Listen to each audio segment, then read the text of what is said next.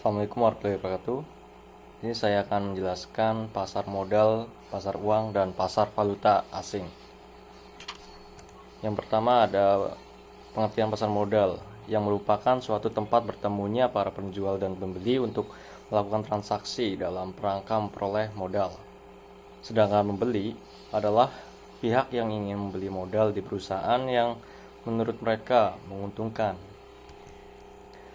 Yang kedua ada instrumen pasar modal. Yang pertama ada saham, dan jenis saham ada beberapa segi. Yang pertama ada dari segi cara peralihan, yaitu saham atas unjuk. Yang kedua saham atas nama. Lalu dari segi hak tagih, seperti saham biasa dan saham preferred. Yang kedua dari instrumen pasar modal, obligasi. Surat berharga obligasi yang merupakan instrumen hutang bagi perusahaan yang hendak memperoleh modal. Dan ada beberapa segi. Yang pertama ada dari segi peralihan, obligasi atas unjuk dan obligasi atas nama. Yang kedua ada dari segi jaminan yang diberikannya, seperti obligasi dengan jaminan dan obligasi tanpa jaminan. Lalu yang C ada dari segi cara penetapan dan pembayaran bunga dan pokok. Contohnya seperti obligasi dengan bunga tetap, obligasi dengan bunga tidak tetap, dan obligasi tidak bunga atau tanpa bunga. Lalu yang keempat ada dari segi penerbit, seperti contohnya obligasi oleh pemerintah dan obligasi oleh swasta. Lalu dari segi jatuh tempo, yaitu obligasi jangka pendek, jangka menengah, dan jangka panjang. Yang ketiga ada para pemain di pasar modal. Yang pertama ada emiten yang tujuannya untuk memperoleh modal, juga sudah dituangkan dalam RUPS, yang tujuannya melakukan emisi antara lain untuk perluasan usaha, memperbaiki struktur modal, mengadakan peralihan pemegangan saham. Lalu yang kedua ada investor, tujuannya adalah memperoleh dividen, kepemilikan perusahaan, dan berdagang. Lalu yang ketiga ada lembaga penunjang yang berperan penting dalam pasar modal. Yang pertama ada penjamin, emisis, perantara perdagangan efek, penanggungan, wal amanat, perusahaan surat berharga, perusahaan pengelola dana, dan kantor administrasi efek. Lalu yang keempat ada lembaga yang terlibat dalam pasar modal. Yang pertama ada lembaga pemerintahan, yaitu Badan Pelaksanaan Pasar Modal. Yang kedua Badan Koordinator Penanaman Modal, lalu Departemen Teknis dan Departemen Kehakiman. Lalu yang kedua dari lembaga yang terlibat dalam pasar modal adalah lembaga swasta, yang antara lainnya adalah notaris, akuntan publik, konsultan hukum, penilai, dan konsultan efek. Yang kelima, prosedur emisi. Tahapan emisi. Yang pertama adalah tahapan emisi, yang antara lainnya adalah tahap persiapan, penyampaian letter of intent, penyampaian pernyataan pendaftaran, evaluasi oleh BAPEPAM, dan dengar pendapat terbuka. Yang kedua ada persyaratan emisi, izin dan listing yang diberikan oleh BKPEPAM.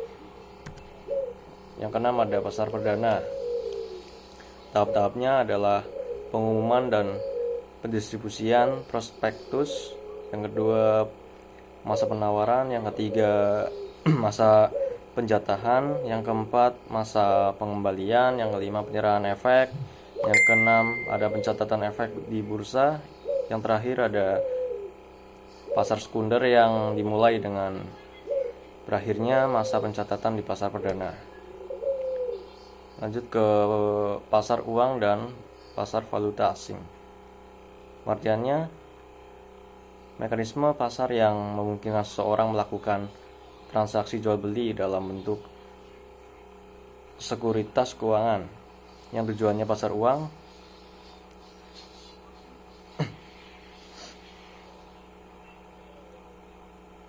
yaitu pihak yang menghimpun dana dan pihak yang menanamkan dana di pasar uang.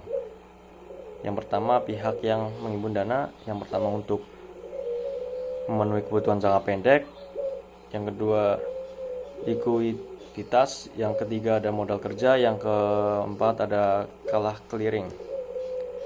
Lalu yang kedua dari tujuan pasar uang adalah pihak yang menanamkan dananya di pasar uang, yang antara lainnya untuk memperoleh penghasilan dan membantu pihak yang kesulitan keuangannya. Yang ketiga ada instrumen pasar uang.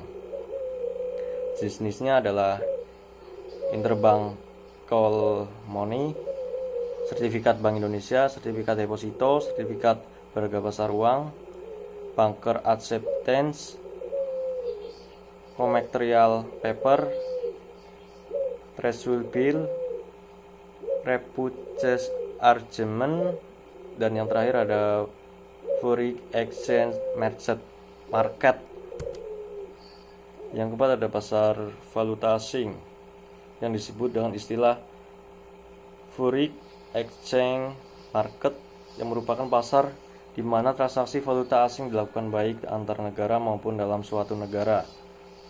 Tujuan melakukan transaksi valuta asing yaitu untuk transaksi pembayaran, mempertahankan daya beli, pengiriman uang ke luar negeri, mencari keuntungan, pemagaran risiko, dan kemudahan berbelanja. Jenis-jenis transaksi falas, yang pertama ada transaksi spot, yang ada beberapa caranya, yaitu value today, value tomorrow, dan value spot. Lalu jenis yang kedua ada transaksi berjangka, yang ketiga ada transaksi barter. Lalu margin trading, yang merupakan kegiatan pembelian falas secara terus-menerus suatu pasar, misalnya di New York, untuk kemudian dijual kembali dengan segera di pasar lain dengan harga yang lebih tinggi. Misalnya di Paris, sistem jual beli falas semacam ini dapat berlangsung secara spot. Dan secara umum margin trading yang dilakukan oleh bank harus dilaksanakan berdasarkan kebijakan direksi bank dan suatu kontrak yang telah disetujui sebelumnya. Yang kedelapan ada interaksi antara pasar valuta asing dan pasar uang. Pemilihan dana dalam pasar uang selalu berkaitan dengan pasar uang, yang artinya jika kita hendak menginvestasikan uang kita dalam pasar uang, maka kita akan selalu mempertimbangkan kegiatan yang terjadi di pasar falas. Demikian pula sebaiknya.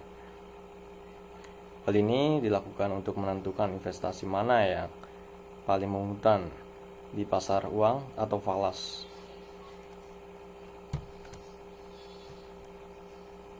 Sekian dari penjelasan tentang pasar modal, pasar uang, dan pasar valuta asing. Terima kasih. Wassalamualaikum warahmatullahi wabarakatuh.